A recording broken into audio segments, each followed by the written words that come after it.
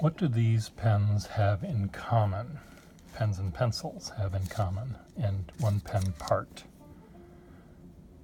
I'll leave this part aside and see if you can find a common denominator in these pens and pencils.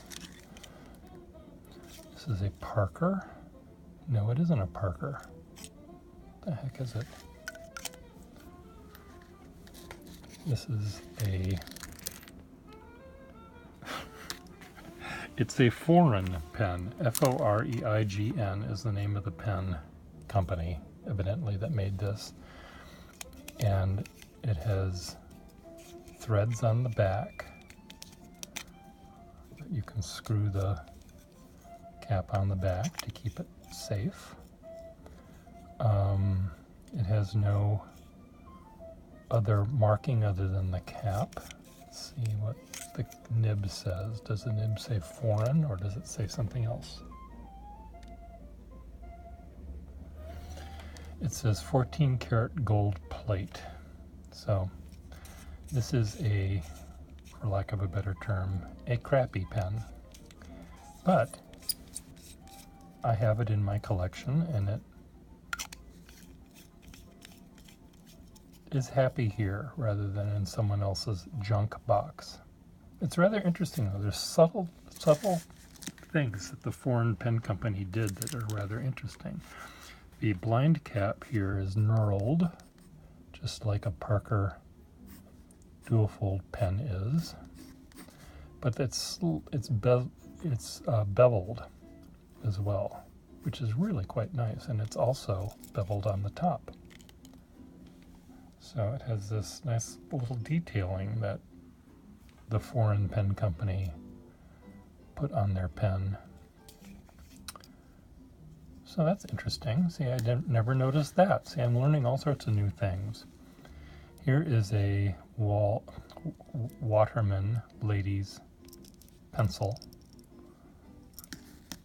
Here is a Waterman ladies Lady Cornish, or whatever they called these things.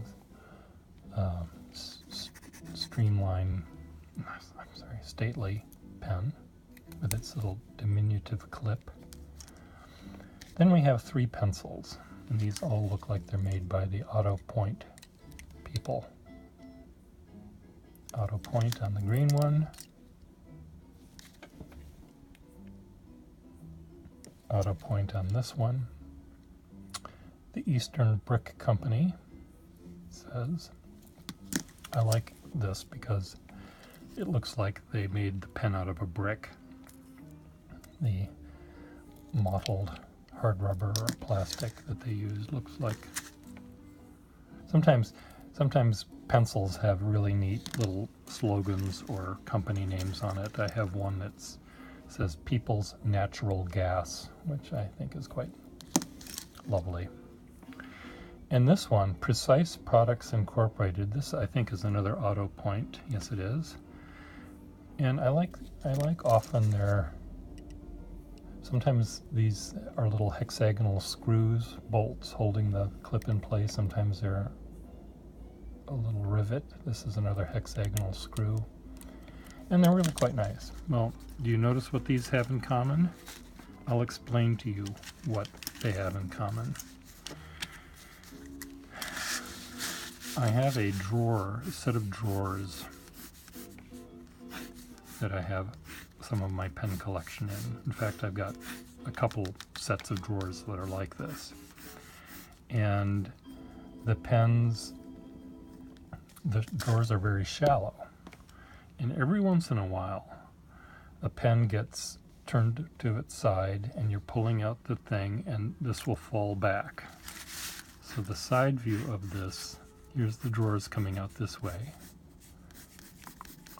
Here I am. Here's the cabinet.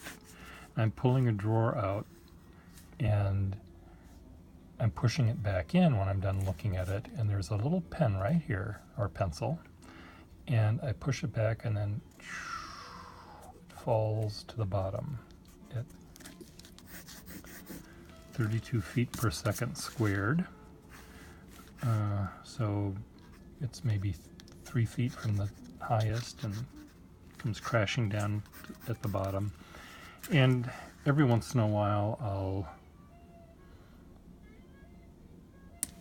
take out the bottom 3 or 4 drawers and reach my hand back here and pull out all of these little treasures.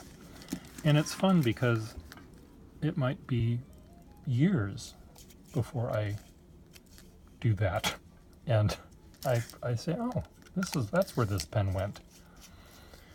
And I generally know pretty well where my pens are, even though I have 3,000 of them, I sort of know generally where they are. But occasionally pens do go missing. I have a senior-sized one of these in red carmine Schaefer Senior, and I have no idea where it is. It's somewhere in my house. And I've been looking for it for many years and have not found it. And I fear that maybe it was accidentally thrown out or intentionally taken. Though I'd like to think that, I would rather think that I was forgetful and clumsy about throwing things out than someone stealing it from me, but that is a possibility. So anyway, foreign.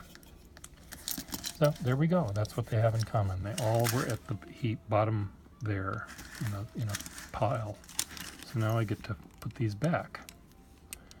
And this one goes in a different location. It doesn't belong in this case anymore because I've moved non-marked pens or pens. I have a drawer full of one-offs.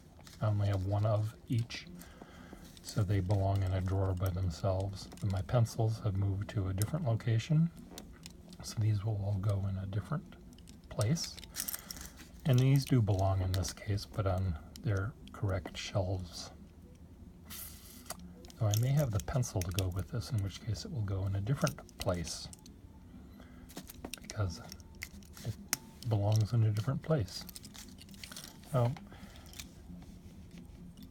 the reason I'm bringing this up is every once in a while, when I don't pay attention to pens. This sounds odd because I seem to pay a lot more attention to these things than many people do, but when I don't see a pen for a while, I rediscover things that I've forgotten, or I discover things that I never knew, like this little beveled top. And that's really cool. So I like learning new things.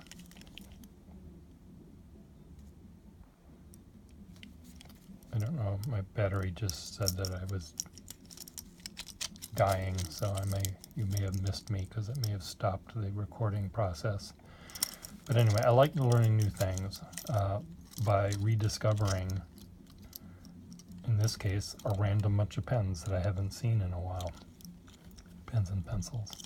So do that yourself. Go to a drawer of pens that you haven't looked at for a while, and I bet there's something about them that you never noticed before. And it may not be something you can see, it might be something you smell or touch. No, it might be something you notice when you're writing with the pen. Every time I take a pen to write with, especially one that I haven't used in a while, I will say, oh, I remember this nib, or gee, I never noticed that about this nib before. So there you go. Bye.